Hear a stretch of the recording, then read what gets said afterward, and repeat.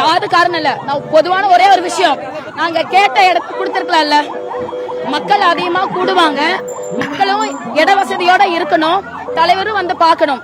தளபதியை சும்மா வந்தாலே கூட்டமா தான் வரும். இன்னைக்கு அவர் ஒரு கட்சி தலைவரா வர்றப்போ இன்னும் எதிர்பார்ப்போடு அதிகமான மக்கள் வரத்தான் செய்வாங்க. அப்ப தகுதியான இடத்த கொடுத்திருக்கலாம்ல. மற்ற கட்சிக்குள்ள நீங்க எல்லா இடத்துக்கு எவ்வளவு பெரிய இடத்த கொடுக்குறீங்க. அப்ப தமிழக வெற்றி கழகத்துக்கு இடம் கொடுத்திருக்கலாமே, ஏன் கொடுக்க மாட்டேங்கிறீங்க? சென்னை ஹைகோர்ட்லயே எல்லா கட்சிக்குமே ஒரே மாதிரியான அனுமதி தான் கொடுக்கணும்னு சொன்னாங்க. ஆனா ஏன் தமிழக வெற்றி கழகத்துக்கு கூட கொடுக்க மாட்டேங்கிறீங்க? இன்னைக்கு எவ்வளவு ஆம்புலன்ஸ் போகுது, நாளைக்கு தர மாட்டீங்க. தகுந்தமான போலீஸ் பாதுகாப்பும் இங்கே தர்றதில்ல.